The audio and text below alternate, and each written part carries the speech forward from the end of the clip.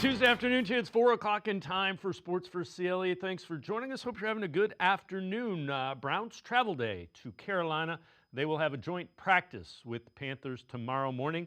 And the Browns just continue to collect quarterbacks. They signed Tyler Huntley. Remember him? He was here last year before the Browns released him. With Kenny Pickett and Dylan Gabriel nursing hamstring injuries and wet weather in Carolina, they needed to go and get another quarterback. Shedeur Sanders has a sore shoulder. So the Browns, with one completely healthy quarterback in 40-some-year-old Joe Flacco, have signed Tyler Huntley. They also waived the Baldwin Wallace kid, cornerback Anthony Kendall, with an injury designation. Along the lines of that quarterback room, Kyle Brandt on the state of the Browns quarterback room. This is from Good Morning Football.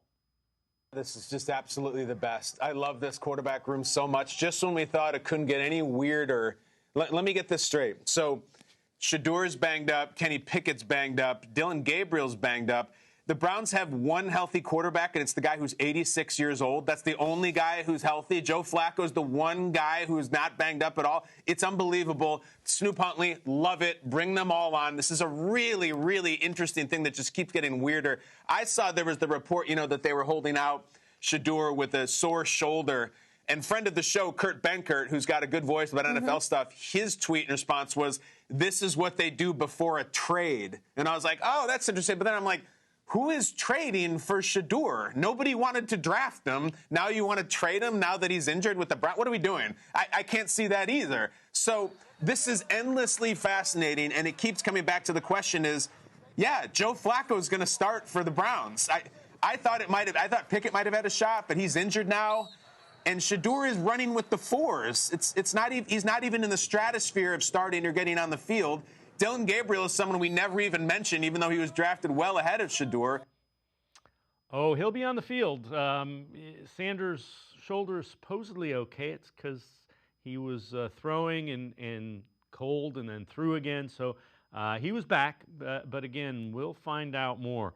Longtime Browns beat reporter Tony Grossi, his read of the Browns quarterback competition heading into the joint practice tomorrow morning. He was very concerned when he came back from the 3 days off that it set him back. And I think they might have, or he or whatever, something happened to make it worse. I don't think there's any catching up to Flacco at this point. Even if he were healthy, I thought the gap had widened. I think it's him and Gabriel now, and maybe Shedeur has a chance to move in there. That's what I wanted to talk about, because and I know that if he starts that game Friday night and starts zipping passes all over the place, that the fans and the national media are going to go crazy. Is Shedeur Sanders' backup quarterback now in play? Absolutely. He's got an opportunity. I mean, sometimes it's almost like divine intervention. Thank you. It's like, we're going to create an opportunity for you, Shedeur, that no one saw coming. And this is it. Now, this isn't the only opportunity, so if he doesn't light it up, I think he gets closer to the pack. And the pack I'm talking about is Pickett and Gabriel. Yeah. And again, we'll see. He's going to get some run in the joint practice because they are expecting weather. We'll have more about that. I've mentioned that a couple times. We'll have more of that just a minute. Tomorrow, joint practice day. Friday is the first preseason game. Tony Grossi on his thoughts. Who might play in that preseason game? You said that some starters might play. Do you have any inkling as to who that would be? No. If you start Flacco, you got to start the offensive line. So if you don't start Flacco, there might be one or two guys in there. Maybe they want DeJuan Jones to get some game reps at left tackle. I could see the receivers, like, is Cedric Tillman a starter or not? Potentially. I could see him playing a lot, and definitely Deontay Johnson. They need to play. Yeah. Yeah. Now, the running back position is getting a little precarious, too. I mean, Jerome Ford and Dylan Sampson and Pierre Strong, and then you got three guys who just are camp, bodies. So I wouldn't think they're going to give a lot of reps to either of the top two running backs. More questions than answers, but keep in mind, Sanders has had a lot of run with the 2s and the 3s. Those are typically the guys that play in the first preseason game. So I would expect Shedeur Sanders to play quite a bit against Carolina in that first preseason game. All right, we'll have plenty of Browns coming up. Scott Petrak and Jake Burns will join us to talk Browns. Let's turn our attention to the Guardians. Guardians in New York facing the Mets. Start of a 3-game series. Slade Ciccone on the mound facing Sean Manaea. And it was a really good pitcher's duel until the 6th. David Fry with an RBI single. That's the first run of the game. 1-0 Guardians. Carlos Santana at the plate. Still a bunch of runners on, and Santana comes through an RBI single. 2-0 Guardians. Still in the 6th. Gabriel Arias. That one is not a single, and that one is not coming back. A 3-run homer for Arias to make it 5-0. But in the bottom of the 6th, the Mets come back. That one, Ciccone leaves over the middle of the plate, and you can't do that to Pete Alonso. That is a 3-run homer to make it 5-3. 8th inning, relief pitching. Hunter Gaddis, no relief in sight. RBI single by Pete Alonso, 5-4.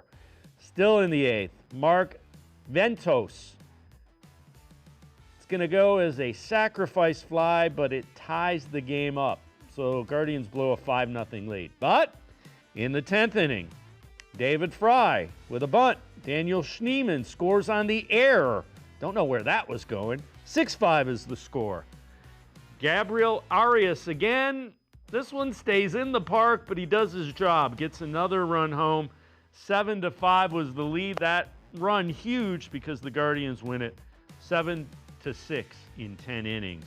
Guardians now 2.5 back from the final wild card spot. Same 2 teams will do it again. There are still 2 teams ahead of the Guardians in that final wild card spot, the 3rd and final one. Logan Allen on the mound tonight against Clay Holmes. Time for a quick timeout, but Browns beat reporter Scott Petrak straight ahead. We're talking Browns and plenty on the quarterback and the joint practice against Carolina. Stay with us.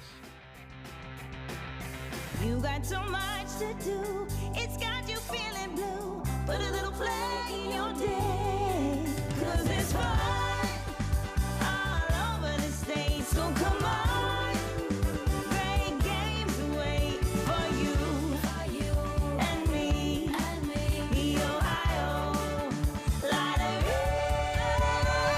Put a little play in your day, put a little play in your day.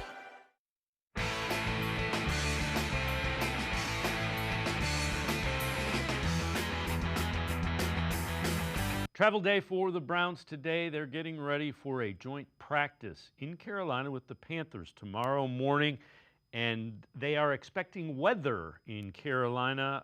Panthers head coach David Canales with an update. We're just going to practice. The field was great. So the turf itself, there wasn't a lot of slipping. Our grounds crew have done an amazing job just making sure that, it's draining properly and all that. So we'll go out there, we'll practice, and I think Kevin kind of expects that. He texted me this morning. He said, looks like rain for the next 37 days, but it'll be good. The energy will be good. The competitive environment will bring, they won't even be thinking about the water. I promise you. It'll be about this opportunity to go against other pros. So we're excited about that. Let's welcome in Scott Petrak, Browns beat reporter for the Chronicle, Telegram, as well as BrownZone.com. Scott, when you hear the weather, you kind of understand the Tyler Huntley thing a little more. If you've got guys with hamstrings that are tight or pulling, you probably want to play it safe. So it's kind of interesting, but that would explain things a little bit as to why they went and got another quarterback. Yeah, I think the number one reason they got Huntley was just Pickett's not going to play Friday night. I think we can make that assumption. And then Gabriel, if he hasn't been ruled out yet, is a legitimate question mark because of the tight hamstrings. So that's why you get Tyler Huntley, because you don't want to play Joe Flacco, and you probably don't want to have only Shedeur Sanders. Even if you wanted to play Shedeur all game, you have to have somebody else in case. I don't know if you want to play Shedeur all game. So that's why you go get Huntley. And then an added benefit, and they probably looked at the weather, you're right there, David, is if the field's a mess or even slick tomorrow or it's raining in Carolina, then you don't want to put Pickett and Gabriel in any more harm's way than necessary. And you need people to take quarterback reps so Huntley can join Flacco and Sanders. Yeah, and he's likely going to – I'm with you. The last thing in the world, you have one quarterback out of the four who hasn't been banged up at all, and that's the guy that's, 43 years old or something like that? 40. All right. Chris Canty, ESPN's Unsportsmanlike, talking about the importance of preseason games for the Browns, Shedeur Sanders. What they do on the field starting on Friday night at Carolina is going to weigh heavily in terms of what happens next and who ultimately ends up being the week one quarterback. Because I agree with you. I think they're burying him on the depth chart to present. Because they believe in him. Well, to give the presentation of a true meritocracy. So if and when he ends up being the starting quarterback in the regular season, everybody understands that he would have earned it. Yep. Now, that plan, if you're going to insert him midway through the season as opposed to early on in the season, only works if Joe Flacco or one of these other quarterbacks goes out there and operates the offense like a competent NFL quarterback. But if those other guys ahead of him on the depth chart struggle and Shedeur comes in and makes some splashy plays, which I anticipate if he's going to be playing against second and third string preseason guys on other teams, then all of a sudden the players in the locker room are going to look at Kevin Stefanski and Andrew Berry and ask them, hey, man, what the hell are we doing? Like, those players, above all else, want to win. They could give a damn about the 2 first-round draft picks that the Browns have in 2026. They don't care about Joe Flacco's feelings. Hell, they don't care about Jimmy Haslam's feelings. They want to win because they understand winning in this league is job security. Mm-hmm. And they want to feed their families. So if Shedeur Sanders represents the best option at quarterback to help us win football games, then that's who they're going to want out there. Timeline be damned. I think it's always been that way. If Shedeur Sanders, if the veterans think Shedeur Sanders can help them win, that's okay. That's fine. I don't think he's there quite yet. Yeah, and I mean, the organization doesn't think he's there yet, which is why he hasn't gotten any first-team reps with the offense. He had a big learning curve. We've talked about this. He had a big learning curve coming out of Colorado. They didn't huddle. They ran everything at the line of scrimmage. A lot of hurry-up. He wasn't calling plays. That's a big adjustment to the NFL. He's also took 94 sacks in his 2 seasons at Colorado. That can't happen. The decision-making needs to be quicker. I think his footwork needs to be quicker and cleaned up. And he's made strides in both those areas. But if they thought he was ready, I don't think there's any reason for him not to get first-round or first-team reps, except they don't think he's ready. So if he plays great in Carolina, maybe the discussion changes. Maybe he starts to get more of those reps. Maybe he moves ahead of Dylan Gabriel. But I don't think he's there. I know that they don't think he's there, and he's going to have to prove them wrong. And he's going to have to go a long way for that locker room to think he gives them a better chance than Joe Flacco. Yeah, I would agree. And the other thing is, the fact that he hasn't gotten first-team reps, that's fine because there aren't going to be a lot of first-team guys playing against the Panthers in that first preseason game. That's going to come in the joint practices, or the joint practice. There's only one of them. But the fact that he has familiarity with these guys, again, gives him the best opportunity to play well in the preseason game because these are the guys he's been on the practice field with. Yeah, I agree with that from a skill set standpoint or skill position standpoint. Now, whoever's up front needs a block for him because he's better when he's protected. And if he's got to roll around, he's got to make quick decisions. Like I mentioned, he took too many sacks in college. So it's going to be interesting. I was thinking about the things I'm most looking forward to watching, and one of them is how does Sanders handle all that comes with it? But first, if the pressure gets to him, can he make plays off schedule? Can he get out of the pocket? Can he get the ball? Can he throw it away and avoid a sack? I think that's going to be really important to watch. So I know you wrote an article. The injuries have kind of left the preseason plans up in the air. So take us through that article.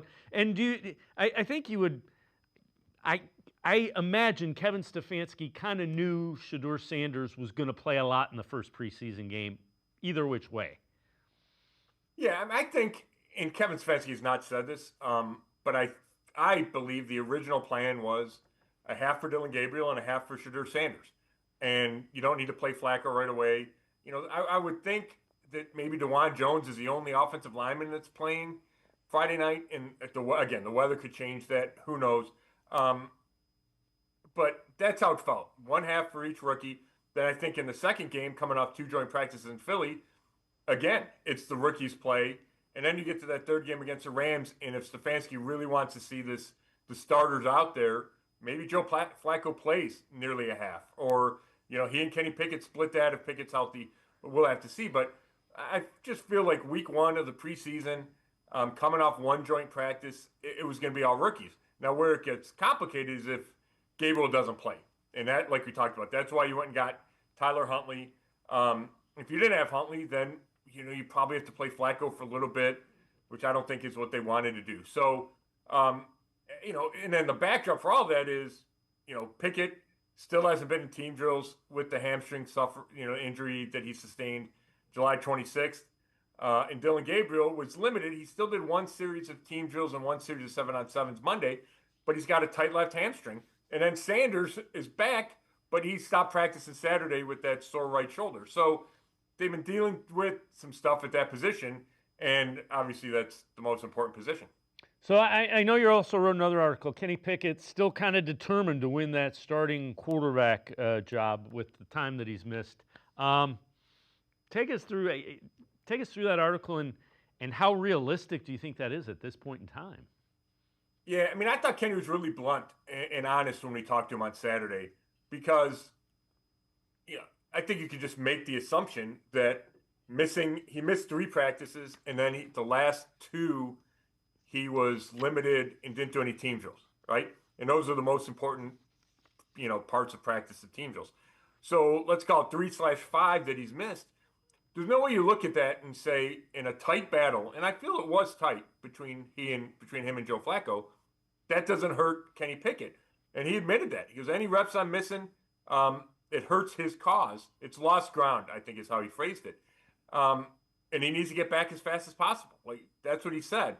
So he realizes that. I think he's going to be hurt to another degree when he does come back in team drills. He said he's not going to be able to run as much as he normally does. That he's going to have to play out of the pocket, get the ball out of his hands.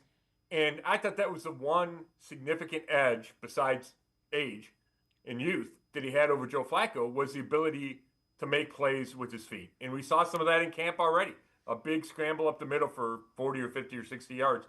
So he brings that element, but if you take that away, then what does he do better than Joe Flacco? And I think that's a good question and an honest question that I'm not sure Kenny Pickett has a great answer to. So I think that's a backdrop. I think he's lost significant ground, but he says, his goal is still to win. He's trying to be optimistic. He's looking at it as it's a good thing it happened early in camp than late in camp, closer to the regular season. And then when you talk to Kevin Stefanski and coordinator Tommy Rees, they say that Kenny showed him a lot before the injury. They have all the offseason. They have the beginning of camp, which they thought he got off to a really good start in camp. I thought it was fine. I didn't think it was as, Bill Musgrave, the quarterback coach, called it stellar. I don't know if I'd say stellar, but he was getting good reviews from the people that matter. So I do think that allows Kenny Pickett to stick around, but I think there's an expiration date for how long he can stick around this race without playing in team drills and then playing in the preseason. Yeah, without question. The evaluation starts with the joint practice that they're going to have tomorrow morning. The really nuts and bolts that you got to see what you have starts with the joint practice. Scott Petrick and I are going to step aside, take a quick time out. We'll talk some defense when we return. Sports4CLE, be right back.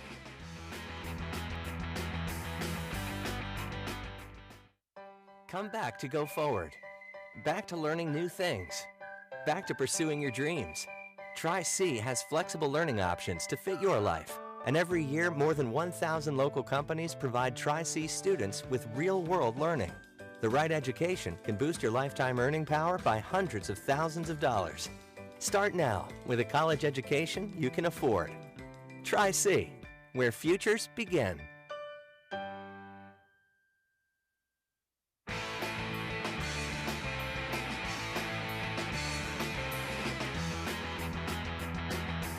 We We continue talking Browns with Scott Petrek, Browns beat reporter for the Chronicle-Telegram. You can catch him on brownzone.com as well. Defense coordinator Jim Schwartz talked about what he has seen from second-round pick linebacker Carson Schlesinger so far in camp.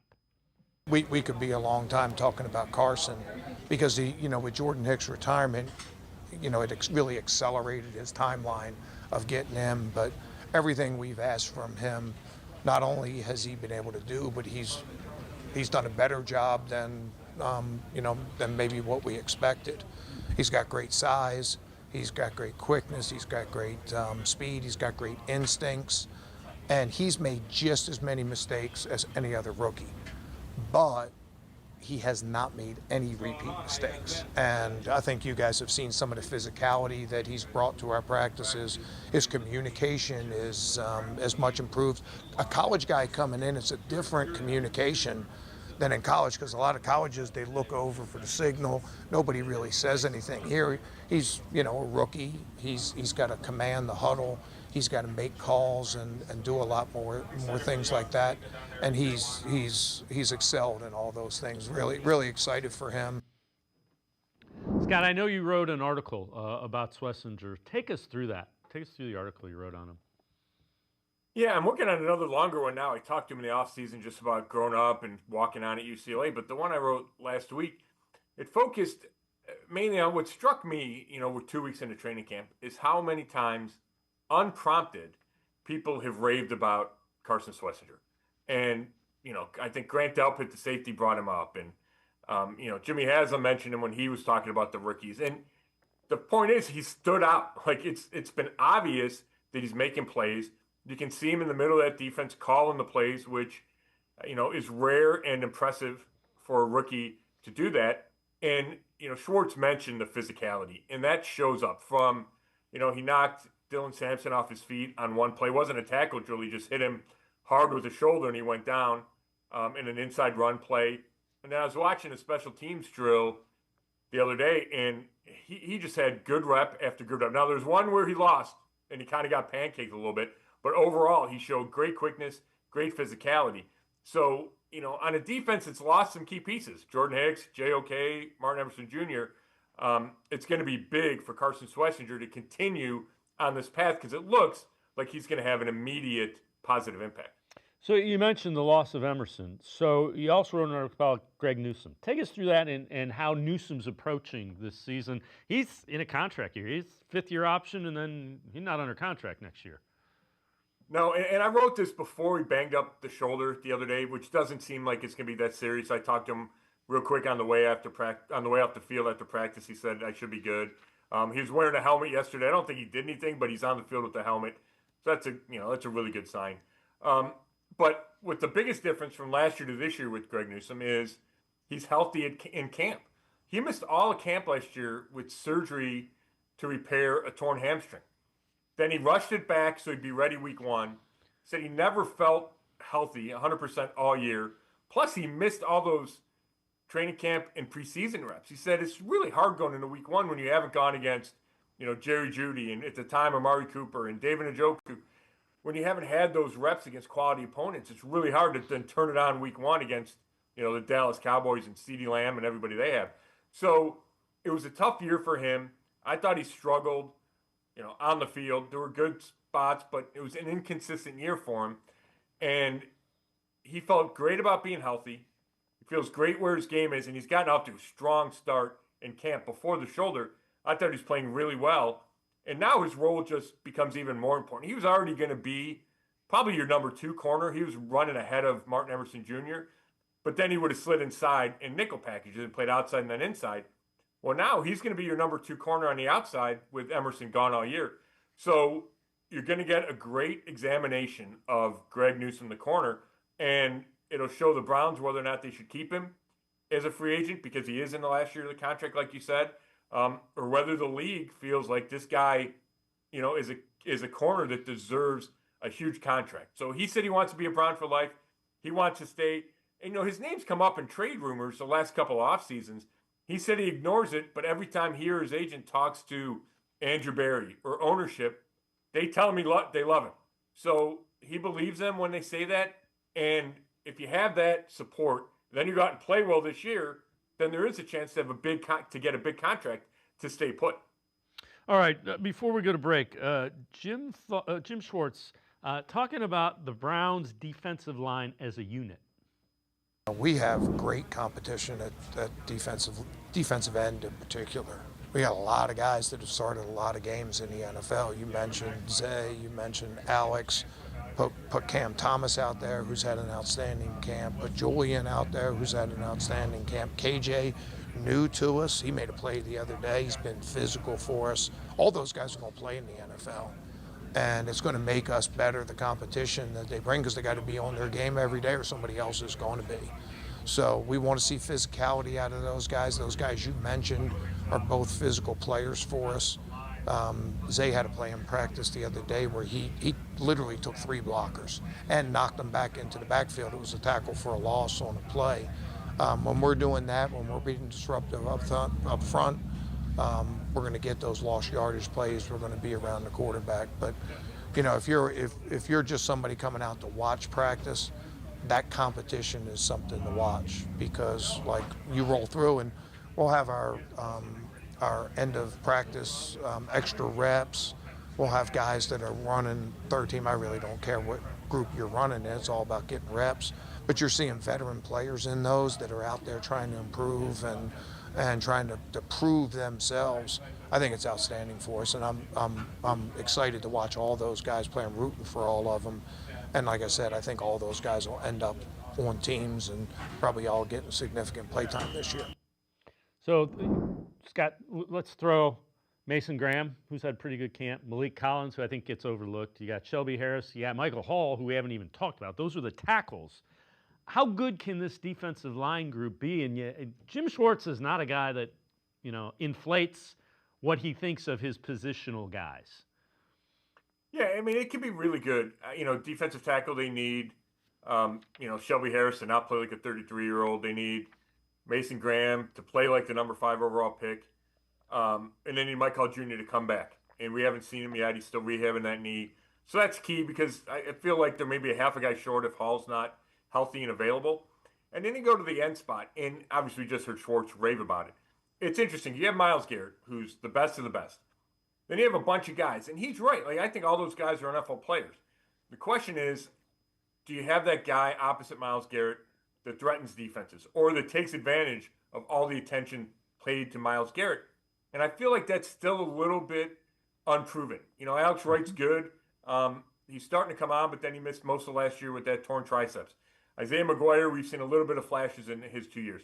Joe Tryon-Shoyinka, who they signed in for agency, they expect him to go get the quarterback, but he's in a transition from the 3-4 linebacker to the 4-3 end. And then Cam Thomas, and he mentioned those other guys. So it is a great competition, and I think whoever shows the most in these next few weeks is going to earn a spot and earn playing time, but it's going to be important because they're going to spend so much attention on Myles Garrett that whoever else is getting time up front better take advantage for this defense to be as good as it thinks it can be. Yeah, and I would say that's a position group to look for a trade later in camp as they kind of sort through that, because Jim Schwartz, right, there's some depth there. Scott Petrick and I are going to step aside, take one more time out of the side break. We'll talk a little bit about the joint practice tomorrow morning and the preseason game. Sports4CLE, be right back. Stay with us. You got so much to do, it's got you feeling blue. Put a little play in your day, 'cause it's fun all over the state. So come on, great games wait for you and me, the Ohio Lottery. Put a little play in your day, put a little play in your day.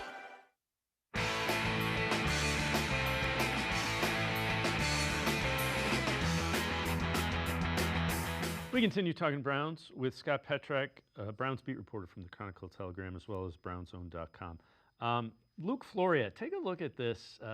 Working with the special teams, punt return, and also punt cover teams. And Scott, when you see a guy like a Floria who's kind of flashed a little bit, and you start seeing them working him on special teams, to me that's kind of a sign they're trying to find out if this guy's going to earn a spot on the roster. I'd say the same thing about Laverdane as well. Is that kind of your read of it as well? Yeah, I mean, I think all those guys, unless you're Jerry Jeudy, and maybe, I probably said Tillman's not getting any reps either at special teams. But, if you're an undrafted guy, you better show up everywhere. And I do think it's somewhat meaningful that he's getting those opportunities, and he's one of the short rotation probably in, the returner. But that's how you got to make the team, because you're not going to be a starter. So how are you going to prove yourself? He's been impressive. He's shown up day in and day out. I still think it's a really long shot for him to make this roster, but I would expect him to make the practice squad, which it's a great story for a guy that showed up at rookie minicamp on a tryout basis. Yeah, without question. So longtime Browns beat reporter Tony Grossi has said a few times he thinks all four of these quarterbacks can make the 53-man roster. Here he is today. I still think that, as long as they're healthy. Now, if one's injured seriously enough, you could put one on short-term IR, and that will accommodate that. But I think if all four are healthy and they don't have a trade offer just yet, I do think they'll all make the team. Scott, I keep going back and forth with that. The more I think about it, the more I think all four of them could potentially make the roster. I agree with you. And Andrew Berry said that that's possible, and if all 450 or guys are worth a spot on the 53-man roster, he's got no problem keeping four. Heading into camp, I felt like it's just unrealistic. These spots are pretty precious.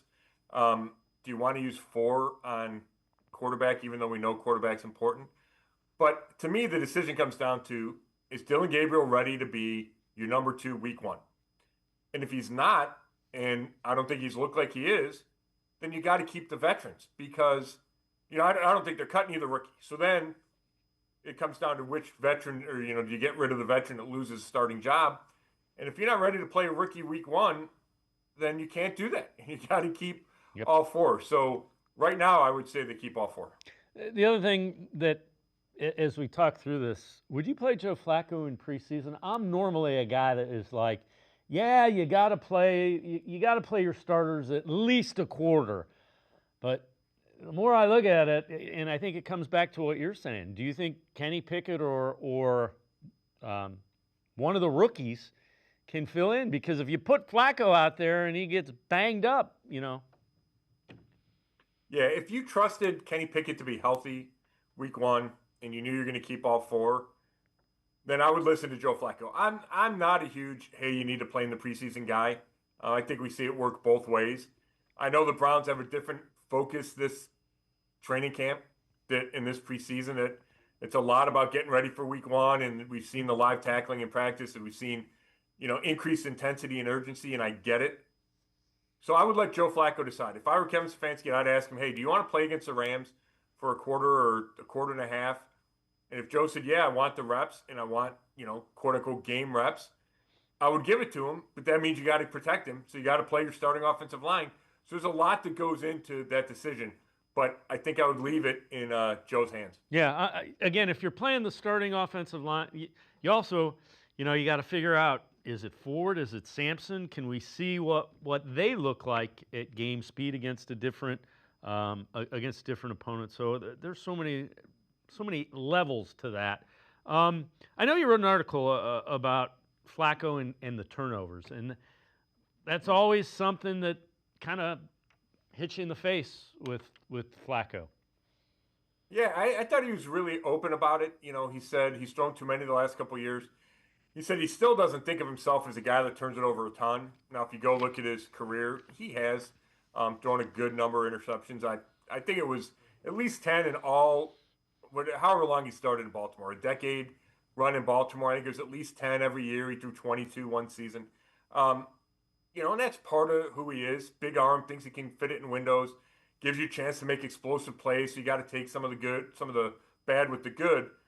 But, he said they bother him. It's about decision making. He still tries to make good decisions and tries not to throw interceptions. And he's bothered by the fact that he's thrown a lot in the last 2 years, and that includes, with the Browns at the end of 2023, he threw a good number of turnovers or interceptions, and they got overlooked because he threw so many touchdowns, and that's, probably how it should be, and they won games, but he did still turn the ball over. So that's a focus for him. It's a focus for Kevin Stefanski after the Browns led the league in interceptions the last 2 years, throwing interceptions, certainly not getting them. But I'll tell you what, watching him in training camp, I don't think he's thrown an interception. Greg Newsome came close on the play where he broke it up and landed on the shoulder. He had his hands on the ball. I think Denzel Ward's got his hands on a couple of balls, but I don't feel like Joe's putting the ball in danger on a regular basis. All right, so tomorrow there's a joint practice tomorrow morning. When we hear what's coming out of that, what do we want to hear? We're not going to see any video because you're not allowed to tape it. What would be good things? What would be bad things that we would hear? Yeah, well, bad would be injuries, right? At key spots. That's where my head goes first. Another bad is if the offense continues to look sloppy or get dominated by the defense, right? I think you can look at the Browns and go, hey, there's a lot of familiarity. Myles Garrett, Denzel Ward. Carolina's not the same, shouldn't be the same defense as the Browns. So you need the offense to have some success against that. And I think that includes up front. Now, we're not going to have tackling, but they'll be in pads. They'll be trying, they'll be have running drills. Can the offensive line establish itself and move the Carolina defensive line? I think that would be a huge I think that'd be a huge positive, and then a negative if Carolina's in the backfield all day, because we've seen a lot of that from the Browns defense against the Cleveland offensive line. Yeah, and if we hear the Browns defense is dominating, that's kind of what we want to hear. They can't run their offense. Those are good. That would be the good. Throwing a couple interceptions, right? Yeah, absolutely. Turnovers, never going to complain about that. What about the first preseason game? Is there anything you're watching? We're probably not going to see a lot of the guys that are going to play a lot. So what are you paying attention to on Friday in the preseason game? Yeah, we talked the quarterbacks, right? Shedeur Sanders is number one. Does DeJuan Jones play? And if he does, how's he do? Because it's still a transition to left tackle. He's had his hands more than full with Myles Garrett at practice. How does he do? And then it's a lot of young guys. I think you'll see Carson Schlesinger. I think you'll see Mason Graham. I think you'll probably see the whole rookie class, if Dylan Gabriel's healthy. So how do those guys do? Do they continue that progression? It's a next step in, rookie camp, off-season, training camp, joint practice, preseason. How do they handle it? Do they continue to flash? And then, you mentioned running backs, Dylan Sampson. You've seen flashes of him in training camp, but how does he do it when it's tackle to the ground, live? Can he make guys miss? Can he break a couple tackles? Because I think they're counting on him to be the number 2 running back. And then finally, the receivers. I don't think Jerry Jeudy plays. Does Deontay Johnson, Desed Tillman, do they say, okay, yes, we can be the number 2 and 3 and you can count on them? Or are we talking about, Gage Laverdane and Luke Floria and Caden Davis as who's going to win that final receiver spot? Scott Petrak, as always, great stuff. Appreciate the time and the insight. Thanks very much, Scott. Thanks, guys. Scott Petrak, make sure you check him out. Brownzone.com on the internet. He is the Browns beat reporter for the Chronicle Telegram.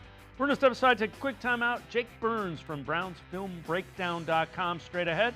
Stay with us. Come back to go forward. Back to learning new things. Back to pursuing your dreams. Tri-C has flexible learning options to fit your life. And every year, more than 1,000 local companies provide Tri-C students with real-world learning. The right education can boost your lifetime earning power by hundreds of thousands of dollars. Start now with a college education you can afford. Tri-C, where futures begin.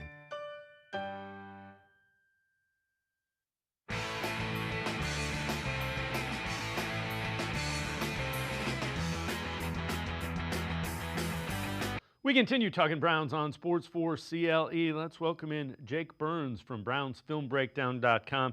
Jake, I know you were out at camp for a number of days recently. let's talk a little bit about what you saw from Dillon Gabriel. A lot has been made about him, and also some just general takeaways from that quarterback competition. Yeah, I think the thing that I would say is abundantly clear is if you hoped that the 3rd or 5th round pick would be ready to start instantly, that's not going to be the case.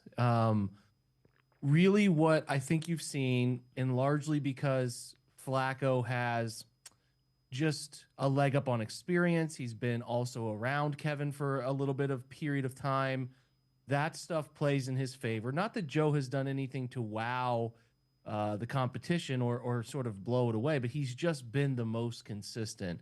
Kenny Pickett getting hurt didn't help his chances. I thought he was pretty firmly behind Flacco before the injury, so take that for what it's worth. They are giving Dillon more opportunity, and really what I think that the way people are framing it is wrong. It's not necessarily that I think the Browns think Dillon is maybe more ready or more from performance, more deserving than Shedeur for opportunity, but I think that they believe Dillon has the mental capacity. He's structurally understands what they're doing. He also has a really good feel for all of the intricacies of pre and post snap, huddle, line of scrimmage checks, etc., that he can function inside of a higher set of reps, like more ones opportunities against the ones and more opportunities against the higher end twos. So like, this doesn't mean I don't think that it's settled in a way, but what I think the vibe I get is that they think, hey, he knows he has a great feel for the mental stuff. So let's push him physically and see what he can and cannot do. Whereas with Shedeur, I don't feel like they think or have the confidence yet that he has that other side of the physical down, right? Because I think if you watch Shedeur, you can see some times where there's some really good accuracy.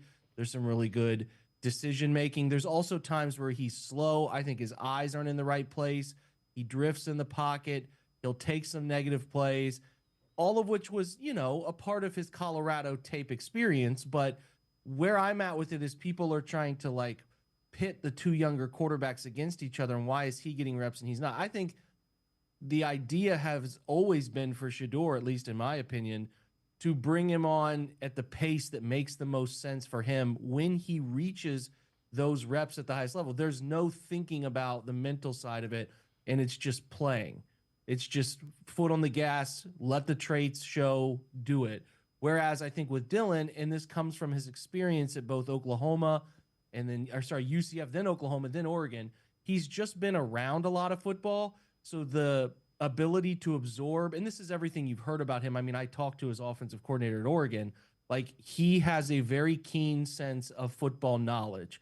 He knows the schematic stuff quickly. He can pick that up. He can pick up the details of what you need to be able to understand to function in offense. Does that mean he's going out there, throwing the football accurately, improving it? Not necessarily. He had some really rough days late in this weekend session. Friday and Saturday were the worst that he's performed. He's had better days, but the Friday, Saturday was rough, and it was tied parallel to the defense getting a little bit more diverse, getting a little bit tougher to play against.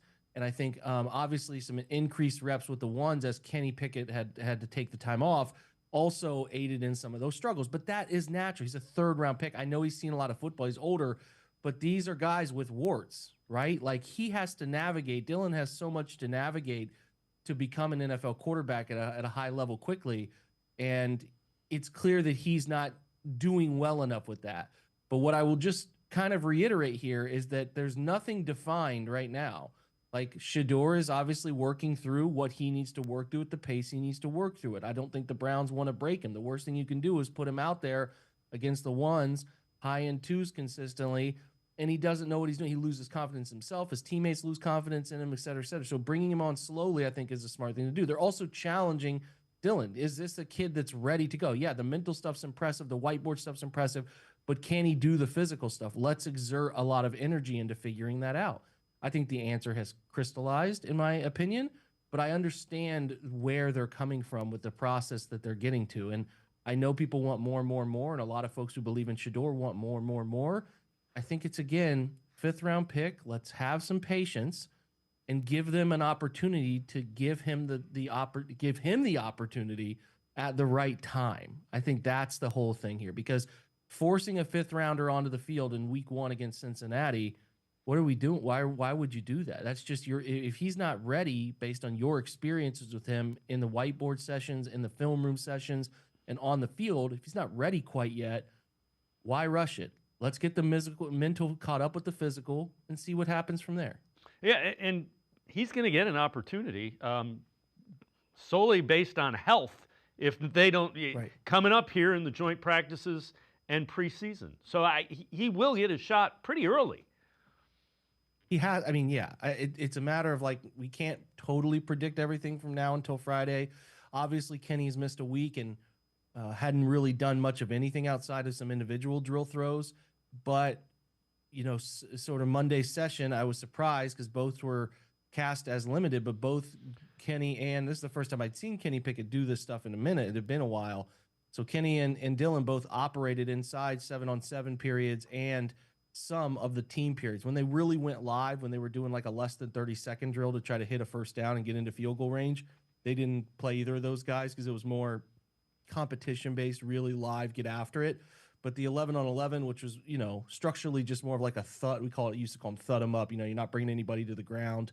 You're going at it, but you're not tackling or anything. They did not seem to have those guys set up. So I understand why they would want to bring the situation there with Tyler Huntley into the fold just in case. You never know how soft tissue stuff is going to heal over any period of time.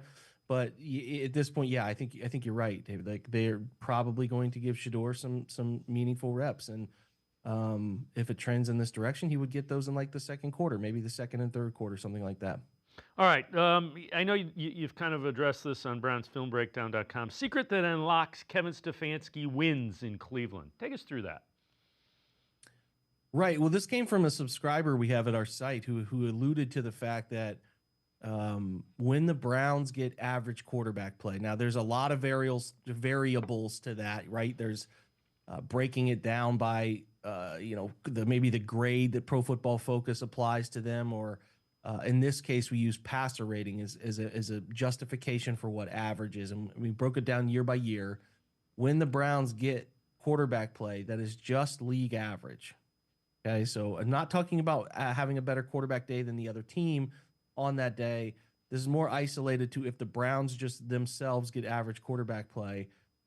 In Kevin Stefanski's tenure, they're 26-12 when they get average quarterback play. Obviously, you can do the math on the flip side of that when they don't get average quarterback play. I don't have that number right in front of me right this second, but it's not very good.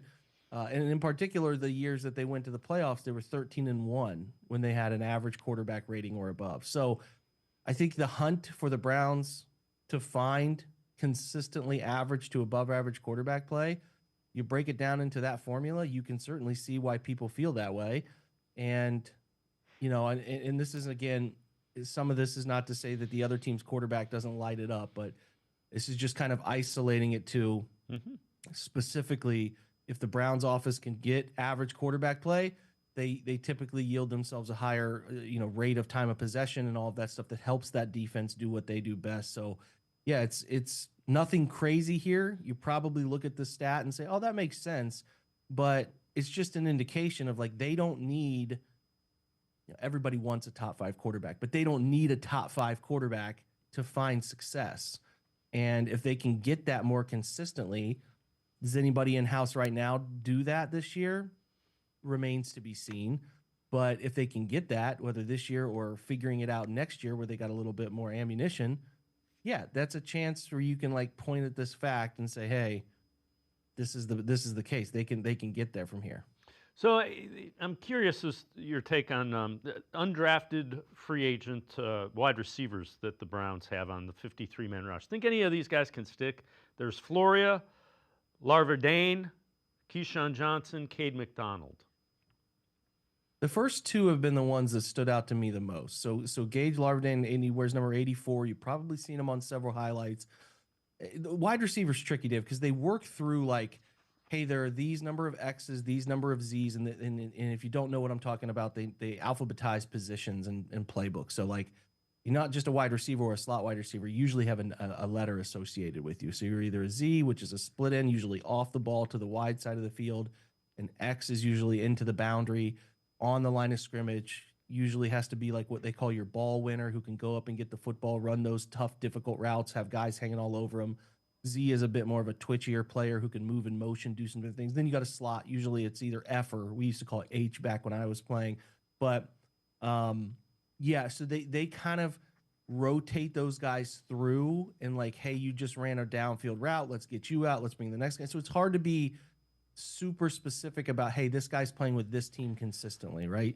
So, we can define it. It's pretty obviously Judy and Tillman and Deontay Johnson, Thrash. Those are your four. But there's like a spot here. If you include DeAndre Carter as the fifth guy locked because he's a return specialist for you, then are they keeping 6? And if they're keeping 6, that's where there's something open here. And then there's also practice squad opportunity. So I think Larvadain has done a nice job. Not an overly big guy, but he's the twitchiest of the group. He's the most consistent route runner of the group, and he can do the most inside and out. Now, he was a Coastal Carolina kid, and then he went to South Carolina for a year. Never big production, but, that happens sometimes, and guys can figure out a little bit at the NFL level. He's had a nice camp. He's caught a lot of stuff in his direction. He's made big plays. He's made the little plays. Same with Luke Flourier, but he's smaller. He's 5'8", 170. He's built thick, but he's just smaller. He's not as twitchy, and his long speed isn't as good on the football field, but he catches everything, and he does exactly what they want him to do, and he's all gas, and he plays hard, and I think they like him enough that the Menor kid, which is a cool hometown story, has a chance to make the practice squad. Do I think he's realistic as a 53-man player? Probably not, but, we never know. You get on a practice squad, you get one opportunity, anything can happen. So Keyshawn Johnson and Cade Davis, we'll see in preseason games if they get a little bit more consistent opportunity. I haven't been wowed by either of them, even though both of them have had some nice opportunity. More Caden Davis has had more nice opportunity, I think, than Johnson. But I'm open to seeing when they actually play other people what it looks like. But just speaking from camp, those two have stood out. And this is a year where they're less defined at the back end of that wide receiver room because Mike Woods is gone. David Bell has not practiced.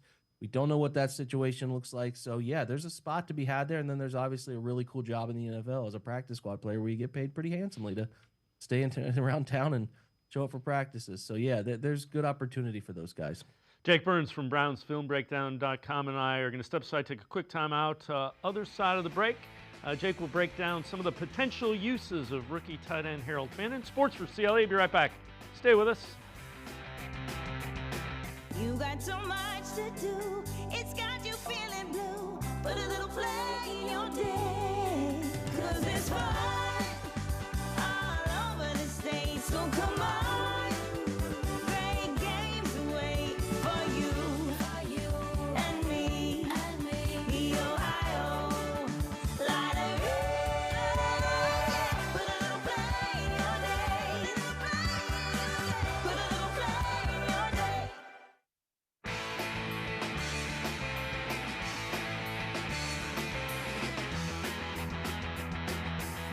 We continue talking Browns with Jake Burns from BrownsFilmBreakdown.com. Jake, we took this from the site. Scheme inspirations for Harold Finn Jr., rookie tight end, and how the Browns will use them. Take us through what you're seeing here and how you think this might work. Yeah, in my opinion, they need to use Harold as a sort of Swiss Army knife. And obviously he is a far more productive tight end than some of the guys that I tried to cross compare him to or just look at usages. But he can do a little bit of everything. I think he's a better blocker than people give him credit for. He's a better runner than people give him credit for. And I think he certainly has proven that he can catch the pass and create after the pass. Bowling Green did a nice job of getting him some positional diversity. He was in motion a lot. They put him in the backfield and split backs. Hell, they even had him run the football behind the quarterback every now and again. They just he was their best football player, and they used him like a football player, as you can see there. So he is fun, and I think he's gaining confidence at practice.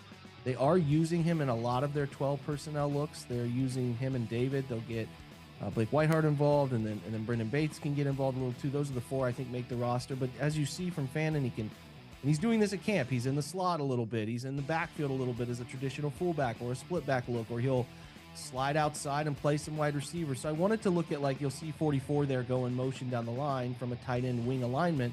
That's Kyle Juszczyk, the Medina young man, who's now one of the best fullbacks in the NFL, period. Just some of these creative tools that they can use for, a player of Fannon's athleticism who's similar to Juszczyk, just a bigger guy in nature. But yeah, watch, you'll see them sneak him through the line of scrimmage here, which was a pretty popular thing wide zone teams were doing last year. The Rams were doing it a lot. Can the Browns get into this world, get a little tight end leak up the sideline as you'll see him go through like he's blocking? We'll bootleg the opposite direction a little bit, and then we'll, defense's eyes in the backfield, and then you got an easy throw at the sideline. This stuff like this he can do as a better athlete than some of the secondary tight ends they've had before. Like, nothing against Jordan Akins, but they didn't think he was much of a blocker. They really haven't had much of a guy who can do a little bit of both, live in a little bit of both worlds there. So again, here's just lined up in the backfield, kind of similar look. And these are looks that the Browns are going to use, kind of applying, moving him around. And like I said, it was in the wing last snap. You put him in the backfield on this snap. Sells sort of that lead zone, wide zone lead that they can run from a two-back set, and then it gets the same concept. You're just going to turn him up the sideline after he runs past who he's supposed to be blocking, and you can kind of have those guys disappear. But this is the goal here, is that they can create some schematic answers for their quarterbacks to make life easier. So I wanted to pull some of that. I also pulled, as you'll see later, a little bit of what the Dolphins do with their fullback Alec Ingold. So some RPO stuff, or there just some different cheat motion things where you can put the football in his hands and let him get upfield quick, right? So that's an example. And then I tried to look at teams who used more 12 personnel, like the Bills with Dawson Knox and their top end situation there. Dalton, I'm forgetting the name off the top of my head. Dalton Kincaid. And then I wanted to look at Isaiah Likely, how they use him diversely when Mark Andrews is also on the field. And I understand that Baltimore lives in a little different world with their quarterback, but nonetheless, these are just inspirations for how can we get him involved? How can we use him in a way that sells run and pass effectively, keep teams in more, base personnel or three safety looks instead of those exotic, corner looks, and get better coverage players off the field, right? And take advantage of that. So yeah, I made a full video there that's got a lot of stuff in it that you can find at Browns Film Breakdown as we continue to plug forward. Game week all of a sudden. And you know what? What you're getting at is they got to find a way to get a matchup they like with Fannin and David Njoku. And that's going to be a key to the offense this year. Couldn't agree more. I mean, you got to pinpoint places you have better players than they do. I think that's something Kevin could get a little better at, in my opinion. So I hope they do sort of find those weak links on the opposing defense this year and try to really attack them until they adjust and get out of that look defensively. So joint practices against joint practice. There's only one of them against the Panthers tomorrow morning. I've asked a number of people. I'm curious your response. What would be encouraging things to hear coming out of that joint practice? What would be concerning things to hear? So we'll go both sides of it. Yeah, I think you want to hear the defense is playing well, first and foremost. I mean, there's all the stuff with the offense aside. The defense, if they have any hopes of pulling off a season not many people see coming, it's like 23 season where the defense was a top 5 DVOA group, second best DVOA in the NFL.